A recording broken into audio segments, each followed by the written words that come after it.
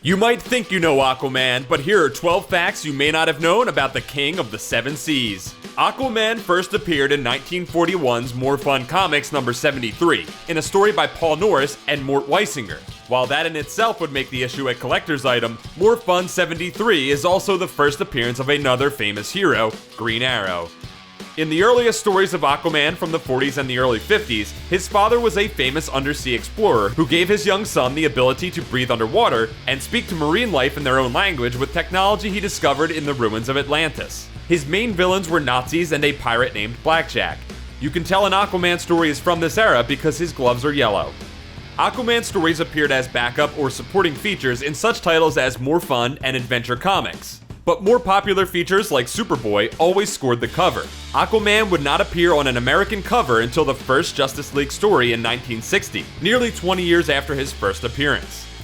In 1959's Adventure Comics number 260, Aquaman would receive a new origin for the Silver Age of comics. He was now Arthur Curry, the son of a human lighthouse keeper, and Atlanta, an exile from the lost city of Atlantis. His hybrid nature gives him great strength and swimming abilities, as well as a telepathic connection to marine life. Beginning in this era, Aquaman's gloves are green. The Silver Age saw Aquaman's previously scanty rogues gallery begin to expand, with the addition of Aquaman's evil half-brother, Ocean Master, the murderous Black Manta, high-tech thief the Fisherman, terrorist group Ogre, which stands for the Organization for General Revenge and Enslavement, and Torpedo Man, Claw, and Magneto, aka the Awesome Threesome. In 1963's Aquaman number 11, Aquaman meets Mera, a queen from a dimension of water worlds who has the power to control water with her mind. In issue number 18, the two are married, in one of the first weddings in a superhero comic, and become king and queen of Atlantis. Oh yeah, despite being the famed king of Atlantis, Aquaman didn't gain that title until over 20 years into his existence as a character. Shortly after their wedding, Aquaman and Mera had a baby whom they named Arthur Jr., but who is more often known by the name Aquababy. Sadly, this infant prince of Atlantis did not prove popular with readers, and in 1977, Aquababy was killed by Black Manta, who suffocated him in a bubble of oxygen.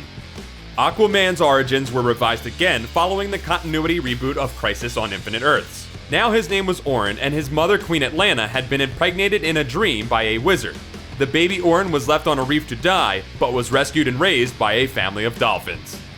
Aquaman loses a hand when a villain holds it in a pool full of piranhas. He first attaches a harpoon to the stump, and later a robot hand that can transform into a harpoon. After that, he is given a hand made of magical water by the Lady of the Lake. You know, the watery tart who assigns supreme executive power by throwing a sword at people. For a time, the original Aquaman was replaced by a successor named Arthur Joseph Curry, and it turned out the original Arthur had mutated into a tentacle person called the Dweller in the Depths. Then he got killed, then he was a super zombie, then he got better, and then the universe got rebooted again. Over the years, Aquaman has had many sidekicks and allies, including 2 different Aqualads, as many as 4 different Aquagirls, and a mischievous but good-natured sprite named Quisp.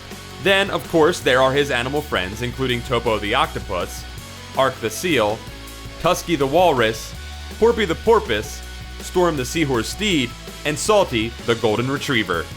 Following a series of appearances on TV's Smallville as Arthur A.C. Curry, Aquaman was scheduled to have his own show on the CW, called either Aquaman or Mercy Reef. Supporting characters were played by Ving Rhames and Lou Diamond Phillips, but sadly, the show never made it past its pilot episode. That's it for this episode of You Think You Know Comics. Don't forget to like this video, subscribe to Comics Alliance for more comic facts, and check out comicsalliance.com for more comic awesomeness.